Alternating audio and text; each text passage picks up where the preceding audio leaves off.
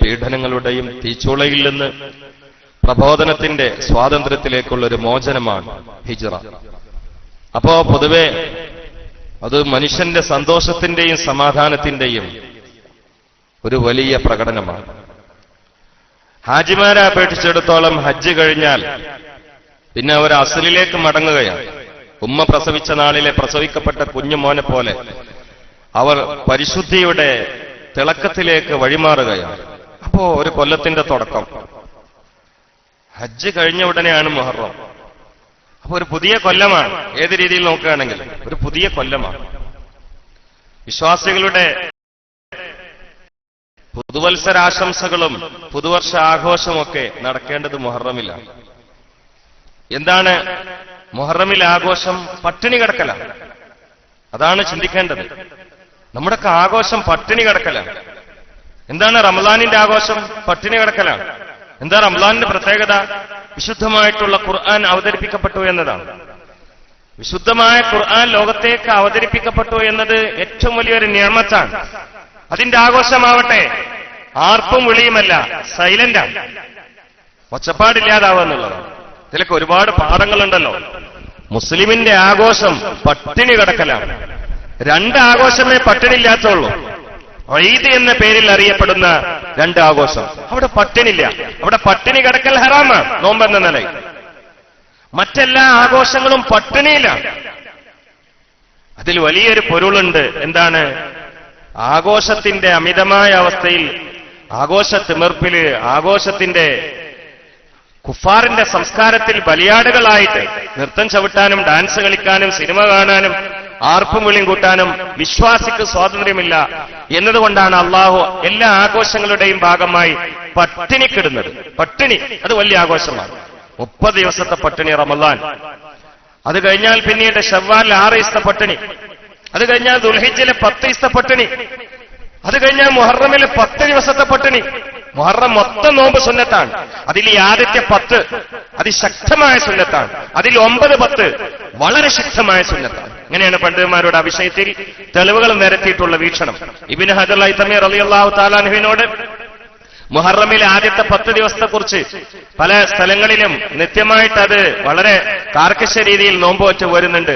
അതിനെക്കുറിച്ച് എന്താണ് അഭിപ്രായമെന്ന് ചോദിച്ചപ്പോൾ ആ ചോദ്യത്തിന് മറുപടിയായി ഇബ്നു ഹജർ ഹൈതമി റളിയല്ലാഹു തആല അൻഹു ഒരു ഹദീസ് ഉദ്ധരിച്ചുകൊണ്ട് പറഞ്ഞു, അഫ്ളലുസ് സിയാമി ബഅദ ശഹ്രി റമളാന ശഹ്റുല്ലാഹി അല്ലദീ തദ്ഊനഹുൽ മുഹറം നബിയുനാ വഹബീബുനാ മുഹമ്മദ് മുസ്തഫ സല്ലല്ലാഹു അലൈഹി വസല്ലം.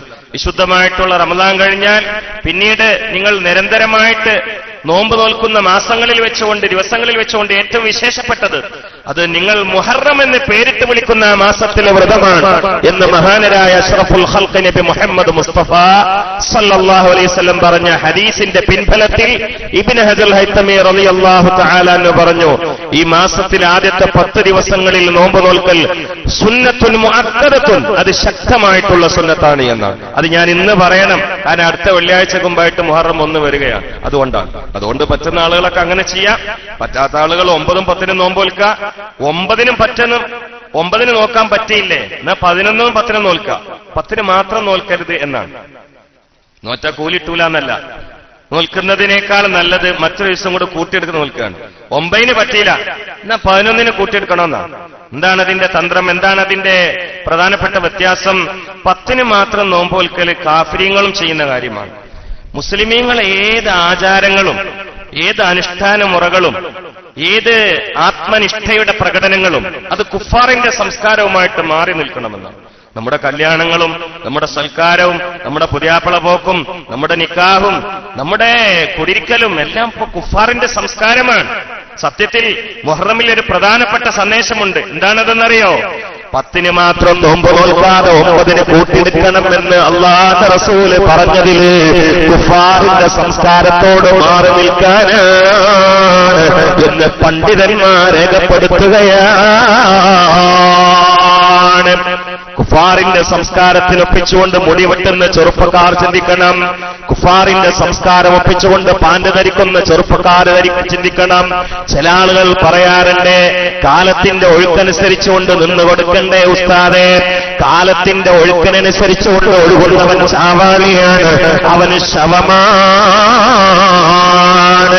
മുസ്ലിമിനെ പേടിച്ചെടുത്തോളം കാലത്തിന്റെ ഒഴുക്കിൽ അവന്റെ സംസ്കാരത്തിൽ ഉറച്ചു നിൽക്കേണ്ടവനാണ്. ഇവിടെ ഇനിയും പല സംസ്കാരങ്ങളും വരുന്നതാണ്. തുണി ഉടുക്കാത്ത സംസ്കാരം വരും. മുസ്ലിമിന് തുണി ഉടുക്കാതിരിക്കാൻ പറ്റുമോ? അർദ്ധനഗ്നകളായി നടക്കുന്ന, നഗ്നരായി നടക്കുന്ന അവസ്ഥ വരും. കാലത്തിന്റെ ഒഴുക്കനുസരിച്ചുകൊണ്ട് നിൽക്കാൻ പറ്റുമോ? ഇവിടെ പെണ്ണും ആണും കൂടി പകലിന്റെ നട്ടുച്ചയിൽ റോഡിന്റെ മധ്യത്തിൽ വെച്ചുകൊണ്ട് കൃത്യമായി വ്യഭിചരിക്കുന്നത് കാണുന്നൊരു സമയം വരും. കാലത്തിന്റെ ഒഴുക്കനുസരിച്ചുകൊണ്ട് നിൽക്കാൻ പറ്റുമോ? മുസ്ലിം ചെറുപ്പക്കാരാ, ഒഴുക്കിനനുസരിച്ചുകൊണ്ട് ഒഴുകുന്നത് ശവമാണ്, കണ്ടിട്ടില്ലേ? ഒരു സുനാമി ഉണ്ടായാൽ, ഒരു കടൽക്ഷോഭമുണ്ടായാൽ, ഒരു ഒലിവെള്ളമുണ്ടായാൽ, വെള്ളപ്പാച്ചിലുണ്ടായാൽ, ആ വെള്ളപ്പാച്ചിലിൽ ഒഴുകി വരുന്ന വെള്ളക്കെട്ടുകൾക്കിടയിൽ ആനയുടെ ഡെഡ് ബോഡി കാണാറില്ലേ? പക്ഷെ അത് ചത്തുപോയ ആനയല്ലേ? വലിയ ആടുകളുടെ ബോഡി കാണാം, പോത്തുകൾ ചത്തൊലിക്കുന്നത് കാണാം. അപ്പോഴും ഉണ്ടാകും ഒരു അരവിരൽ വലുപ്പമുള്ള പരൽ ചീളുകൾ ഒഴുക്കിന് പ്രതികൂലമായി ചാടുന്നത് കണ്ടിട്ടില്ലേ? ആരെങ്കിലും ഈ ഒഴുകി വരുന്ന ആനയുടെ ഡെഡ് ബോഡിക്കാണ് പരലിനേക്കാൾ കൂടുതൽ മഹത്വമെന്നും യോഗ്യതയെന്നും ശക്തിയെന്നും അഭിമാനമെന്നും പറഞ്ഞാൽ ഈ വെള്ളം കണ്ടുകൊണ്ട് പറയുന്ന പരമവിട്ടി അവനല്ലേ? എന്നതുപോലെ ജൂതന്റെ സംസ്കാരം പുഴ പോലെ ഒഴുകി വരുന്നതാണ്. നസ്രാനിയുടെ സംസ്കാരം പുഴ പോലെ ഒഴുകി വരുന്നതാണ്. അപ്പോഴൊക്കെ മുസ്ലിമേ, നാം ആനകളാവാൻ പാടില്ല, ചത്തുപോയ പോത്താവാൻ പാടില്ല, ശവമായി ഒഴുകി വരുന്ന ആടാകാൻ പാടില്ല. ഈ ഒലിവെള്ളപ്പാച്ചിലിനിടയിൽ ശക്തമായ നയാഗ്ര വെള്ളച്ചാട്ടം പോലെ ഒഴുകി വരുന്ന ഈ വെള്ളപ്പാച്ചിലിൽ അടിനേരക്കം പറഞ്ഞു പോകാതെ പിടിച്ചു നിൽക്കുന്ന വമ്പൻ വൃക്ഷങ്ങളില്ലേ? എന്നാൽ ഒഴുക്കിൽപ്പെട്ടുകൊണ്ട് അടിവേര് പറഞ്ഞുപോയി കടപുഴകി പോകുന്ന മരങ്ങളില്ലേ? അവിടെ വേര് പറഞ്ഞുകൊണ്ട് കടപുഴകിപ്പോയ മരമാണ് പിടിച്ചു നിൽക്കുന്ന മരത്തിനേക്കാൾ യോഗ്യനെന്ന് ആരെങ്കിലും പറഞ്ഞാൽ അത് കാലഘട്ടത്തിന്റെ ഏറ്റവും വലിയ വിഡ്ഢിത്തരമല്ലേ? ഈ വെള്ളം ഇങ്ങനെ ഒഴുകി പോകുമ്പോ വേരടക്കം പറഞ്ഞിട്ട് പുഴ ഒഴുകി പോകുന്ന മരങ്ങളുണ്ട്. എന്നാൽ അതിലും കാല് പതറാതെ വേരുറച്ചുകൊണ്ട് പിടിച്ചിരിക്കുന്ന നല്ല മരങ്ങളുണ്ട്. അപ്പൊ ഒരാൾ പറയാണ്, ഒഴുക്കിനനുസരിച്ചുകൊണ്ട് ഒഴുകി പോയല്ലേ ഏറ്റവും നല്ലത് എന്ന് പറഞ്ഞാൽ, ആ മരം ഒഴുകി പോയിട്ട് എവിടെങ്കിലും പോയി വീടും തൊലിയും ചീളൊക്കെ വെട്ടിയിട്ട് കഷ്ണാക്കിയിട്ട് അടുപ്പിലിട്ടിട്ട് കരിക്കും. ഈ മരങ്ങള് ഇതിപ്പോ 1-2 ദിവസം കഴിഞ്ഞാൽ ഒഴുക്കാണ്ട് നിന്നാൽ ഭൂമി കാലിയാവും. അപ്പൊ ഈ മരങ്ങൾ അങ്ങനെയാണ് നിൽക്കും, പഴം കായ്ക്കും. ഇതിലേതാണ് ഏറ്റവും നല്ല മരം? ഒഴുകിപ്പോയിട്ട് വിറകായി മാറി അടുപ്പിലേക്ക് വലിച്ചെറിയപ്പെട്ടുകൊണ്ട് കരിഞ്ഞൊരുകുന്ന വെണ്ണീറാകാൻ പോകുന്ന മരങ്ങളാണോ? ആ സ്ഥാനത്ത് കടപുഴകാതെ പിടിച്ചു നിൽക്കുന്ന മരത്തിനേക്കാൾ ശക്തിയുള്ള മരം എന്നാരെങ്കിലും പറഞ്ഞാൽ അവൻ ആരായിരിക്കും? പരമവിഡ്ഢിയല്ലേ? എന്നതുപോലെയാണ് എന്റെ സംസ്കാരം. കാലത്തിന്റെ പുരോഗതിയിലും ശാസ്ത്രീയമായ വികസനത്തിലും ഒത്തങ്ങോട്ട് നിന്നുകൊടുത്തുകൊണ്ട് ഈമാൻ കാക്കണ്ടേ എന്നല്ല. മുസ്ലിമിന് എപ്പോഴും ഒരേ പോസ്റ്റ്, ഒരേ പോയിന്റ്, ഒരേ സ്റ്റെപ്പ്, ഒരേ കളം, ഒരേ സ്ഥലം. അത് കാലം എത്ര മാറിയാലും ഒപ്പം നിന്നുകൊണ്ട് പേര് പറയാതെ പിടിച്ചു നിൽക്കുന്നവനാണ് മുഅ്മിൻ. അല്ലാതെ ഒഴുക്കിനനുസരിച്ചുകൊണ്ട് മുടി വെട്ടുന്നവനല്ല. മുടി ഇനിയും പല കോലത്തിലാവും. മുടി ഇനിയും പല കോലത്തിൽ വരാണ്ട്. പാന്റ് ഇനിയും പല അവസാനത്തെ കോലല്ല. നിങ്ങൾ കരുതിയോ ഈ വെട്ടൽ അവസാനത്തെ കോലാണെന്ന്? നിങ്ങൾ കരുതിയോ ഇപ്പോഴത്തെ പാന്റ് അവസാനത്തെ കോലാണെന്ന്? നിങ്ങൾ കരുതിയോ ഈ നെരിയാനി കീപ്പോട്ട് തുണിയെടുക്കലും പാന്റ് ധരിക്കലും ഇത് അവസാനത്തെ മോഡൽ സംസ്കാരമാണെന്ന്? അല്ല, ഇനിയും വരാനുണ്ട്. അത് എത്രത്തോളം പോകുമെന്ന് വെച്ചാൽ അല്ലാഹുവിന്റെ റസൂല് പറഞ്ഞിട്ടുണ്ട്. അല്ലാഹുവിന്റെ റസൂല് പറയുകയാണ്, വഴിയോരത്ത് വെച്ചുകൊണ്ട് പട്ടാപ്പകലിന്റെ വെയിലത്ത് വ്യഭിചരിച്ചുകൊണ്ട് കാമകേളികൾ കാണിക്കുന്ന ആണുങ്ങൾ പെണ്ണുങ്ങൾ മോഡലിന്റെ ഭാഗമായി ഈ ലോകത്ത് കടന്നു വരാനുണ്ടെന്ന് നബിയുനാ മുഹമ്മദ് മുസ്തഫ പൊന്നുമോനെ, അത് തമ്മാടിത്തരമായിട്ടല്ല അന്ന് ആളുകൾ കാണുക. ഇന്ന് തന്നെയും ചാടിപ്പോക്കൊരു ഫാഷനല്ലേ. ഇവിടെ നിന്നൊരു 4 കിലോമീറ്റർ അപ്പുറം പോയാൽ 2 ദിവസങ്ങൾക്ക് മുമ്പ് ചാടിപ്പോയി 3 കുട്ടികളുള്ള ഒരു സഹോദരി. എന്നറിയോ, നമുക്കൊക്കെ ഉണ്ടല്ലോ അങ്ങനെ ഒരു പരിപാടി. ബസ്സിൽ കുട്ടികളെ കയറ്റാൻ വേണ്ടിയൊക്കെ പോലെ ഇപ്പൊ പെണ്ണുങ്ങളാണ്, മീൻ വാങ്ങാൻ പോലെ പെണ്ണുങ്ങളാണ്. അത് ബസ്സിൽ ഇങ്ങനെ 3 കുട്ടികളെ സ്കൂൾക്ക് കയറ്റാൻ വേണ്ടി പോവാ. പിന്നെ എന്തായെന്നറിയോ, ബസ് ഡ്രൈവറും വെളും കൂടി ചാടിപ്പോയി. എന്നോട് വീട്ടുകാർ ആദ്യം പറഞ്ഞപ്പോ ഞാൻ പറഞ്ഞത്, ആദ്യം ഭർത്താവിനും ബാപ്പാനും പറയും. ഞങ്ങൾ അതാണ് ഈ സാഹചര്യത്തിനെതിരെ ശക്തമായിട്ട് പ്രസംഗിക്കാനുള്ള കാരണം അതാണ്. ചാടിപ്പോയതിനു ശേഷം മേപ്പിട്ട് നോക്കിയിട്ട് കാര്യമില്ല, വാതിൽ തുറന്നു കൊടുക്കണേ നമ്മളാണ്. എന്താ പ്രിയപ്പെട്ട വാപ്പാരെ, നിങ്ങളെ വീട്ടിലൊക്കെ നിങ്ങൾക്ക് എന്താ നിങ്ങളെ കുട്ടികളെ ബസ് കയറ്റാൻ വേണ്ടി പോയാല്? ഈ പെണ്ണുങ്ങള് മാക്സിമം ചുരിദാർക്ക് എന്താ ചില പെണ്ണുങ്ങളൊക്കെ ബസ്സിനടുത്തേക്ക് പോകുന്നത് പുതുനാരി പോകും പോലെയാ. കൺമശൊക്കെ തേച്ച് ചുണ്ടുമൽ ഇഷ്ടക്കെട്ട് പുരട്ടി ചോപ്പിച്ചിട്ട് ഇങ്ങനെ കുട്ടിനെ ബസ് കയറ്റാൻ വേണ്ടി പോവാണ്, മണിയറയ്ക്ക് പോകും പോലെ. എന്താ അതിന്റെ രഹസ്യമെന്ന് ഞാൻ തുറന്നു പറയുന്നില്ല. നിങ്ങൾ എന്നെ എങ്ങനെ നോക്കിയാലും ദീനിന്റെ ഹക്കായ കാര്യത്തിൽ ദഅവത്ത് നടത്തിയിട്ട് വിപ്ലവം നടത്തുക എന്നത് എന്റെ കടമയായതുകൊണ്ടാണ് ഞാൻ പറയുന്നത്. 2 കിലോമീറ്റർ അപ്പുറം നടന്നു 3 മക്കളുള്ള ഒരു സഹോദരി ബസ് ഡ്രൈവറുടെ കൂടെ ചാടിപ്പോയി. ഞാൻ അന്വേഷിച്ചിടത്തോളം ആ ചെറുപ്പക്കാരൻ ഇതുപോലെ നേരത്തെ 5 പെണ്ണുങ്ങളെ ചാടിച്ചുകൊണ്ട് അയാളാണ്. 6ാമത്തെ പെണ്ണാണ്. എന്നിട്ട് 2 ദിവസം കഴിഞ്ഞിട്ട് ഒരു പ്രശ്നമില്ലാതെ കൂളായിട്ട് നാട്ടിലേക്ക് തിരിച്ചു വന്നിട്ടുണ്ട്. സുബ്ഹാനല്ലാഹ്, അല്ലാഹു കാത്തുരക്ഷിക്കട്ടെ. എന്താ പ്രിയപ്പെട്ട ഭർത്താക്കന്മാരെ, ആണത്തമുള്ള ആണുങ്ങളെ, ഈ മാക്സ് ധരിച്ചുകൊണ്ട്, പർദ്ദ ധരിച്ചുകൊണ്ട്, ചുരിദാർ ധരിച്ചുകൊണ്ട് മണിയറയിലേക്ക് മണവാട്ടി പോകും പോലെ ചെത്തുമിനിക്കിയിട്ട് നിങ്ങളുടെ ഭാര്യമാര് തന്നെ ബസ് കയറ്റാൻ, മക്കളെ ബസ് കയറ്റാൻ അതാ റോഡിലേക്ക് ഇറങ്ങണോ? നാണമില്ലേ? അതിൽ ഗർഭിണികളില്ലേ? അതിൽ കാല് കാണിക്കുന്നവരില്ലേ? കൈ കാണിക്കുന്നവരില്ലേ? ശരീരത്തിന്റെ മാർദ്ദള ഭാഗങ്ങൾ കാണിച്ചുകൊണ്ട് ഡ്രൈവർമാരോട് ഉറപ്പില്ലാതെ ചിരിക്കുന്നവരില്ലേ? അല്ലാതെ മുഖം മറച്ചുകൊണ്ടാണോ പോകുന്നത്? എന്താ ആണുങ്ങളാ നിങ്ങൾ വീട്ടിലില്ലേ?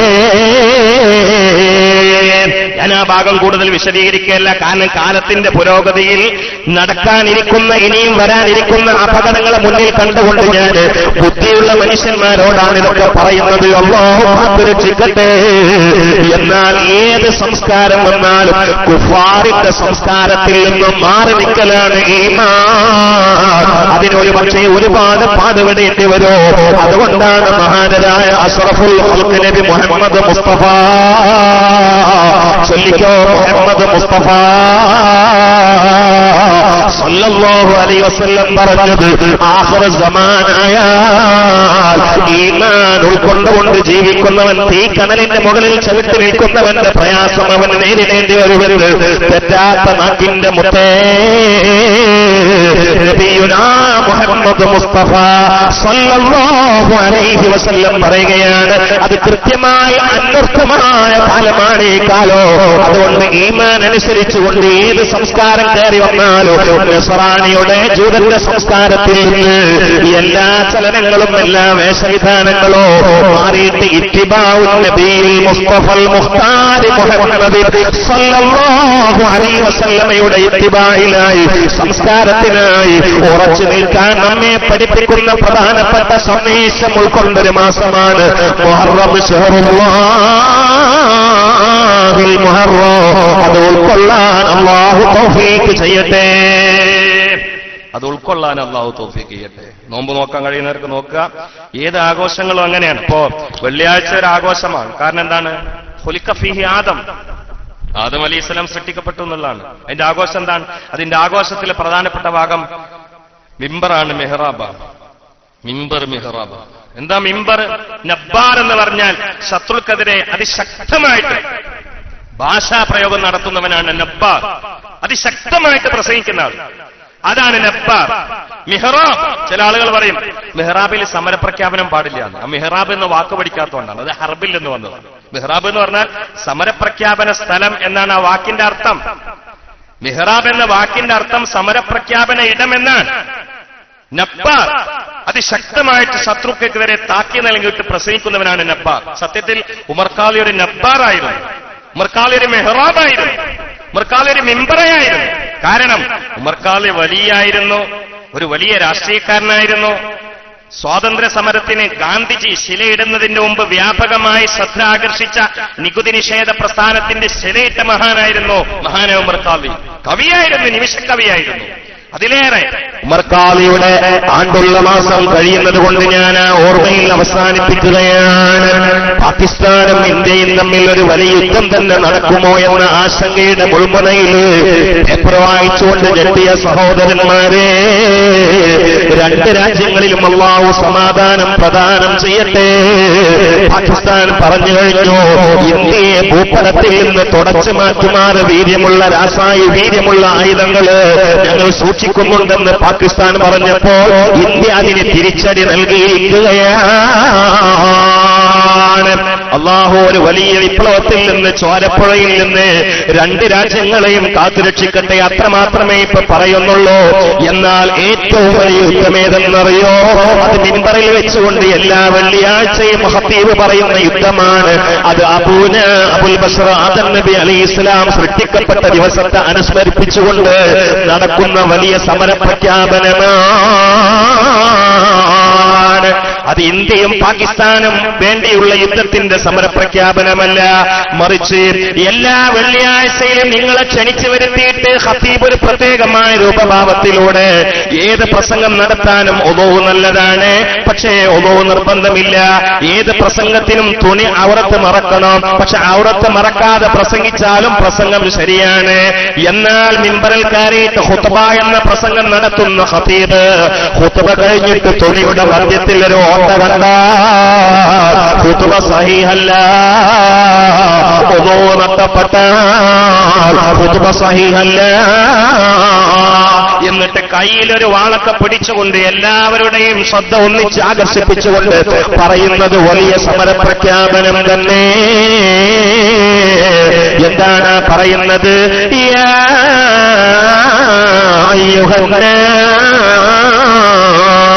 ഓ മനുഷ്യരെ, യാ എന്ന വളരെ ശ്രദ്ധിച്ചുകൊണ്ട് വളരെ അറ്റൻഷനായി നിർത്താൻ വേണ്ടിയിട്ടുള്ളൊരു ബട്ടനമർത്തുകയാണ്.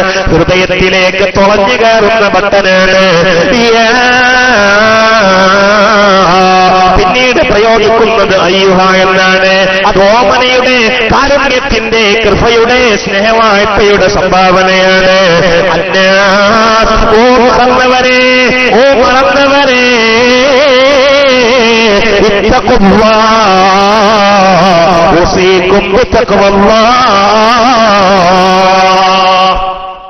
പിതാമഹൻ സൃഷ്ടിക്കപ്പെട്ട ദിവസമാണ് വെള്ളിയാഴ്ച.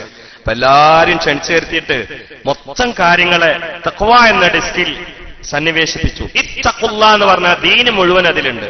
ഈ തഖ്വക്ക് വേണ്ടിയാണ് 1,00,000 ചില്ലാന അമ്പിയാക്കൾ വന്നത്. അതിൽ ആദ്യത്തെ മഹാമനീഷി അബുൽ ബഷർ ആദം നബി അലൈഹിസ്സലാം. അതുകൊണ്ട് ആദം അലൈഹിസ്സലാമിന്റെ ആ സൃഷ്ടിപ്പിന്റെ ദിവസത്തിൽ നമ്മളെല്ലാവരും ഒരുമിച്ച് കൂടിയിട്ട് ഇത്തഖുല്ലാ എന്ന് പറയണം. നബി സല്ലല്ലാഹു അലൈഹി വസല്ലം പ്രസവിക്കപ്പെട്ടത് തിങ്കളാഴ്ചയാണ്. അതിന്റെ ആഘോഷം എന്താണ്? നോമ്പാണ്. പ്രധാനപ്പെട്ട ആഘോഷം നോമ്പാണ്, പട്ടിണിയാണ്. ഏതാഘോഷങ്ങൾ അങ്ങനെയാണ്. ആകെ പട്ടിണിയില്ലാത്ത രണ്ടാഘോഷം, 2 പെരുന്നാളാണ്. അതിന് കാരണം എന്താ അറിയോ? ആ 2 ദിവസത്തിന്റെ നേരെ മുമ്പ്, ഞാൻ മുമ്പ് പറഞ്ഞിട്ടുണ്ട്, ലക്ഷങ്ങൾ നരകത്തിൽ നിന്ന് സ്വർഗത്തിലേക്ക് രക്ഷപ്പെടുകയാണ്. അപ്പൊ അത് ഉറപ്പിച്ച സമയത്ത് ഇനി ധൈര്യമായിട്ട് ഭക്ഷണം കഴിക്കാം. അല്ലാത്ത എല്ലാ ആഘോഷങ്ങളും പട്ടിണിയാണല്ലോ. ചിന്തിക്കണേ, ഇതൊക്കെ വലിയ. അപ്പൊ എന്താണ് അതിന്റെ അർത്ഥം? മുഹറത്തിലും അങ്ങനെയാണ്. മുഹറം പുതുവത്സരമാണ്, അതിന്റെ ആഘോഷം പട്ടിണിയാണ്. ആ വിഷയം എല്ലാവരും മനസ്സിലാക്കണം. പറ്റുന്ന ആളുകളൊക്കെ ഇൻഷാ അല്ലാഹ് മുഹറത്തിൽ നോമ്പൊക്കാൻ വേണ്ടി ശ്രമിക്കണം. പിന്നെ കടന്നു വന്ന ഒരുപാട് അനാചാരങ്ങളുണ്ട്. എന്താ വെച്ചാൽ മുഹറത്തിന് യാത്ര പോകാൻ പാടില്ല, മുഹറത്തിന് കുടിയിരിക്കാൻ പാടില്ല, പിന്നെ മുഹറത്തിന് മരിക്കാൻ പാടില്ല എന്ന് ആരും തീരുമാനിക്കണില്ല. എന്നാ പിന്നെ തർക്കടുണ്ടായിരുന്നില്ല. പിന്നെ അത് നമ്മൾ തീരുമാനിച്ചിട്ട് കാര്യമില്ല. പിന്നെ അത് അവിടുന്ന് എടുക്കണ്ടേ? മുഹറത്തിൽ ആരും മരിക്കാൻ പാടില്ല, ആരെയും കുടിയിരിക്കാൻ പാടില്ല എന്ന് പറഞ്ഞു. ഇന്നലെ ഇപ്പൊ ഒരാൾ വിളിച്ചത് എന്നോട് പറഞ്ഞു, എന്റെ മോൻ പോകേണ്ടത് മുഹറം 4-നാണ്, പക്ഷെ ലീവ് നീട്ടാൻ വേണ്ടിയിട്ട് പറഞ്ഞിട്ട് ലീവ് നീട്ടി കിട്ടുന്നില്ല, ഉസ്താദ് ദ്വാരക്കാണ്. എന്താണെന്ന് വെച്ചാൽ മുഹറം 4-ന് പോയാൽ എന്തോ ഒരു ഹലാക്കിൽ പോയി ചാടുകയാണെന്നാണ് ഈ വല്യമാൻ ആരൊക്കെ പറഞ്ഞ് ധരിപ്പിച്ചതാ.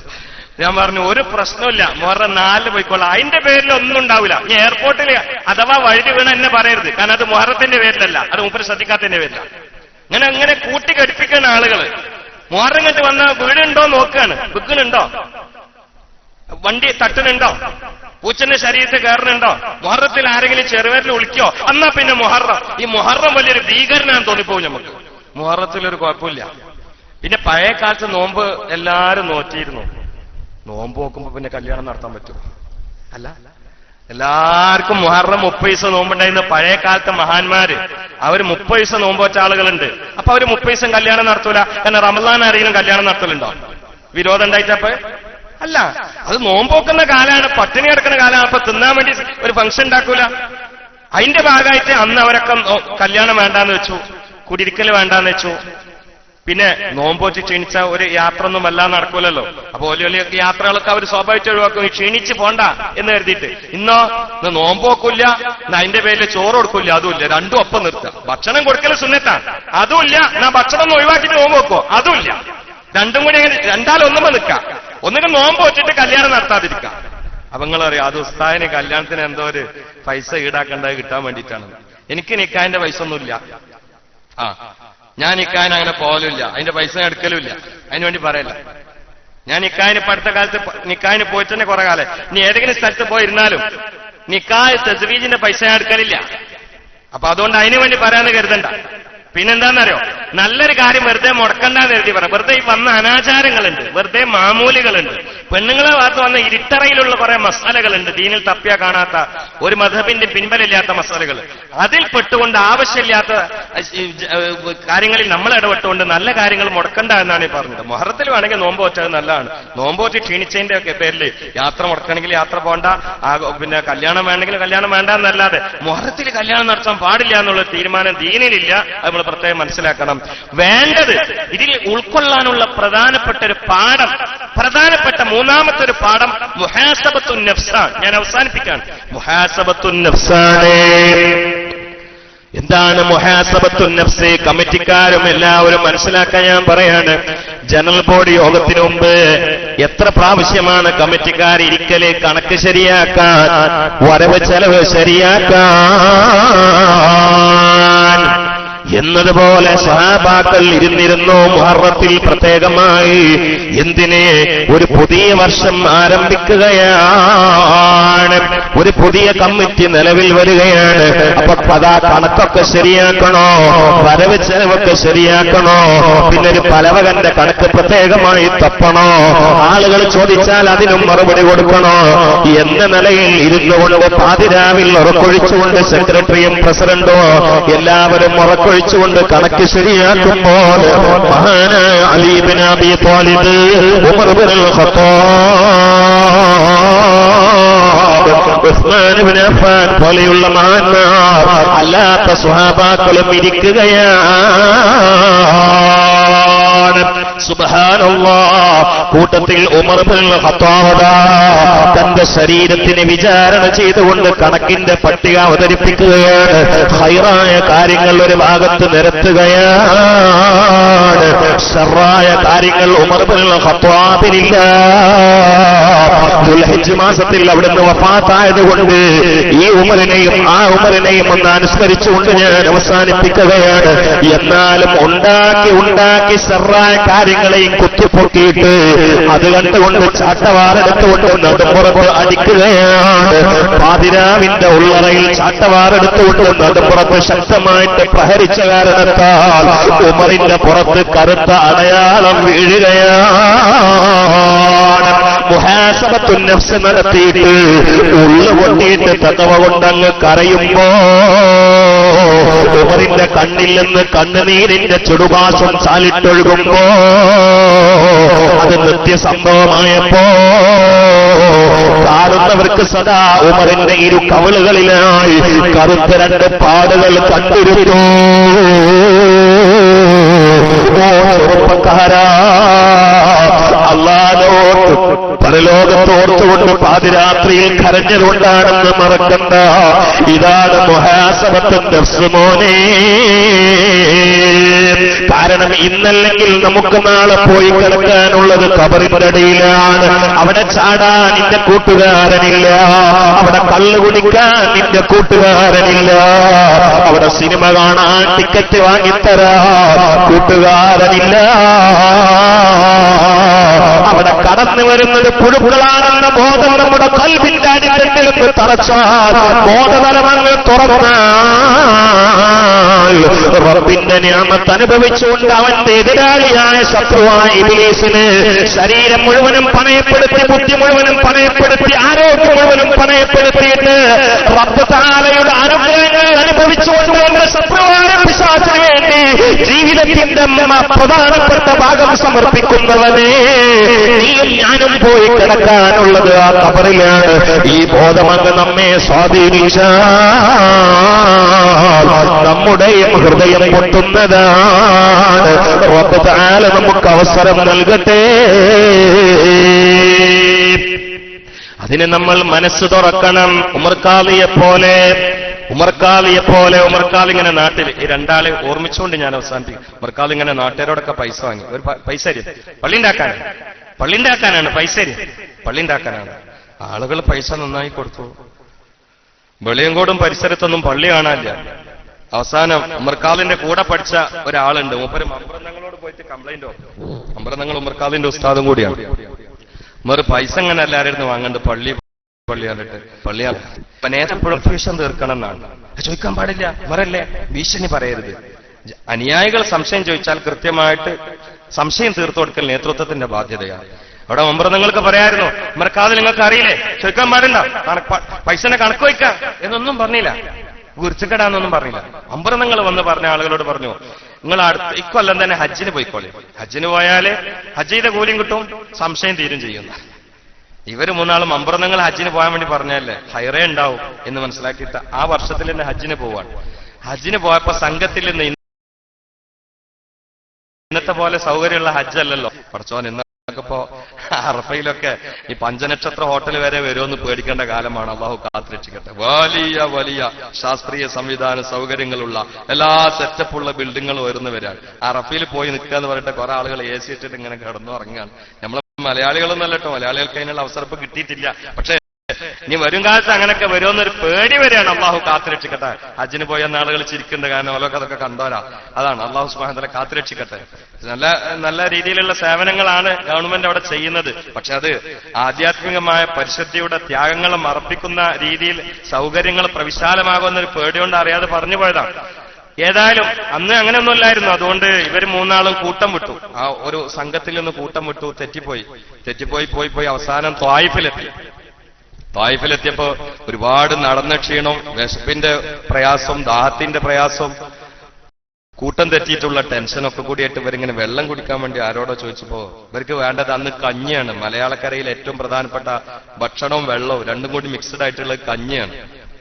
ആ കഞ്ഞി ചോദിച്ചപ്പോ അവിടെ കഞ്ഞിയൊന്നും കിട്ടൂലല്ലോ. ഒരാള് പറഞ്ഞു, നിങ്ങൾ കുറച്ചും കൂടി അവിടെ നടന്നാൽ അവിടെ ഒരു പള്ളി നിർമ്മിച്ചുകൊണ്ടിരിക്കുന്നുണ്ട്. ആ പള്ളി മലബാറിയായ ഉമർ എന്ന ഒരു മനുഷ്യൻ നിർമ്മിക്കുന്ന പള്ളിയാണ്. അപ്പൊ അദ്ദേഹത്തിന്റെ നാട്ടിലെ ഭക്ഷണമായിട്ടുള്ള കഞ്ഞി അവിടെ ഉണ്ടാക്കിയിട്ട് എല്ലാവർക്കും കൊടുക്കുന്നുണ്ട്. ആ യാത്രക്കാർ പോയാലും കൊടുക്കലുണ്ട്, അദ്ദേഹത്തിന് ചെലവില്ല. നിങ്ങൾ അവിടെ പോയാൽ ചിലപ്പം കഞ്ഞി കിട്ടാൻ സാധ്യതയുണ്ടെന്ന്. ഇവര് പോയി നോക്കുമ്പോ ഇവിടുന്ന് പിരിച്ച പൈസ കൊണ്ട് സൗദിയിലെ ത്വായിഫിലാണ് ഉമർ ഖാദി പള്ളി ഉണ്ടാക്കുന്നത്.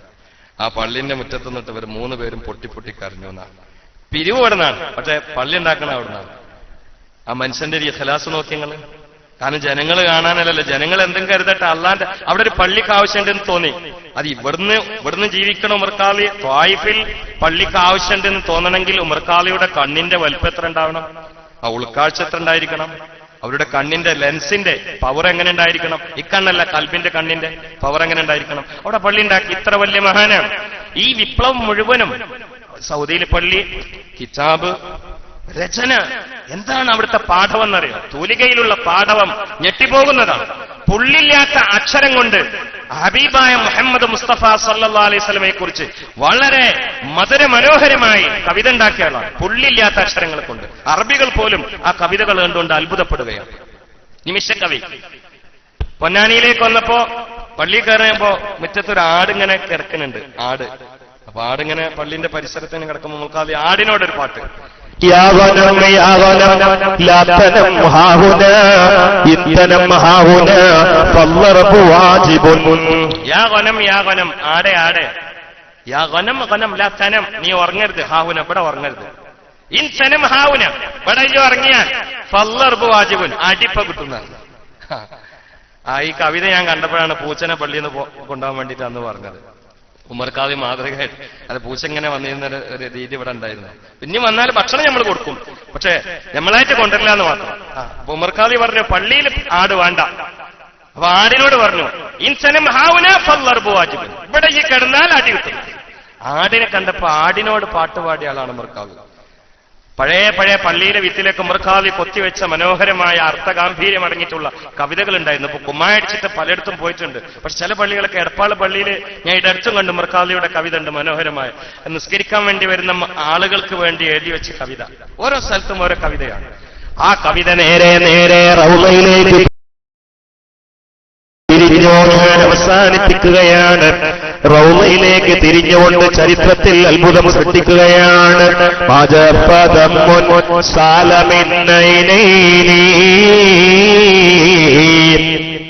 لكنه يجري على الخطين منهم في قلبي سيد الكونين حيا وميتا في التراب رميما صلوا عليه وسلموا تسليما. മഹാനരായ അഷ്റഫുൽ ഖൽഖ് നബി മുഹമ്മദ് മുസ്തഫ സല്ലല്ലാഹു അലൈഹി വസല്ലം കവല വെച്ച് നിദ്ര കൊള്ളുന്ന മദീന മലർവാടിയുടെ പവിത്രമായ കസ്തൂരി മണ്ണിൽ ഇരുന്നുകൊണ്ട് അല്ലാഹുവിന്റെ റസൂലിനോടുള്ള അഭമ്യമായ അങ്ങേറ്റത്തെ മഹബ്ബത്തിന്റെ നിറകുടമായ ഖൽബിനെ ഉള്ളിൽ വഹിച്ചുകൊണ്ട് ചൂട് പിടിച്ചുകൊണ്ട് റസൂലുള്ളാഹിന്റെ നേരെ റൗളയിലേക്ക് കടന്നുകൊണ്ട് സലാം പറയാൻ ഗ്രിൽസുകൾ തടസ്സമായപ്പോ, പൂട്ടപ്പെട്ട വാതിലുകൾ തടസ്സമായപ്പോ, അടക്കപ്പെട്ട വാതിലിന്റെ ഇപ്പുറത്തിരുന്നുകൊണ്ട് വെളിയങ്കോട്ട കാളിയാണെന്ന് ധാരണയില്ല. വെളിയങ്കോട് മുതൽ ചാവക്കാടിന്റെയും പല പ്രദേശങ്ങളും അന്ന് തന്നെയും 12ഓളം മഹല്ലിന്റെ ചോദ്യം ചെയ്യപ്പെടാത്ത കാളിയായിരുന്നു ഉമർഖാദി. ആ ധാരണയില്ല. വലിയ പണ്ഡിതനാണെന്ന ചിന്തയില്ല. ബ്രിട്ടീഷുകാരെ വിറപ്പിച്ച പുലിക്കുട്ടിയാണെന്ന ധാരണയില്ല. നികുതി നിഷേധ പ്രസ്ഥാനത്തിന്റെ ചുക്കാൻ തന്റെ കയ്യിലാണെന്ന ഓർമ്മയില്ല. പുന്നാര ഹബീബിന്റെ ചാരേ വിറക്കുന്ന ശരീരത്തോടെ ഒലിക്കുന്ന കണ്ണോടെ ഇരുന്നുകൊണ്ട് കരഞ്ഞുകൊണ്ട് പാടുകയാണ്.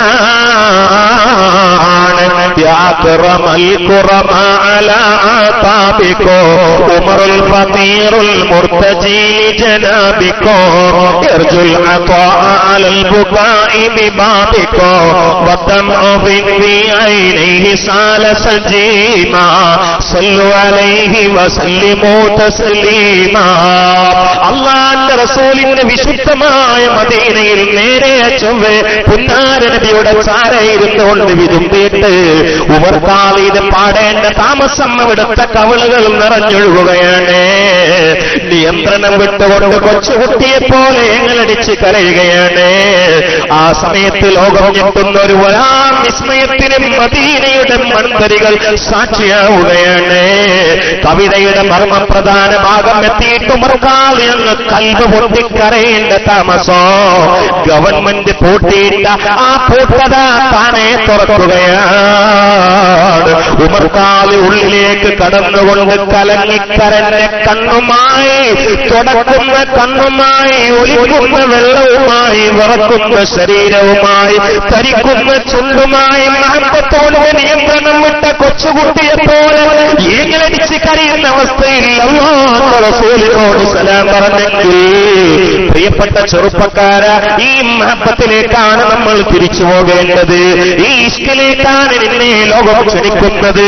സകല ഇഷ്ക് കൊണ്ടും മടുത്തവരെ, സകല പ്രണയങ്ങളും ആത്മീയതയുടെ വക്കിലെത്തിയവരെ, പ്രേമിച്ചവൾ ചതിക്കുന്നതിൽ കൈപ്പിരസം കുടിക്കുന്നവരെ, പ്രേമിച്ച് തളർന്നെങ്കിലും പിന്നീട് സമയമാകുമ്പോൾ മറ്റൊരു കൂടെ നിക്കാവുമായി ഓർപ്പോയ പെണ്ണിനോടുകൊണ്ട് മനോരോഗികളായ ചെറുപ്പക്കാരെ, അല്ലെങ്കിലും പ്രേമത്തിന് സമാധാനമില്ല എന്നതിൽ ലോകത്തിന്റെ അനുഭവ പാഠങ്ങളാണ്.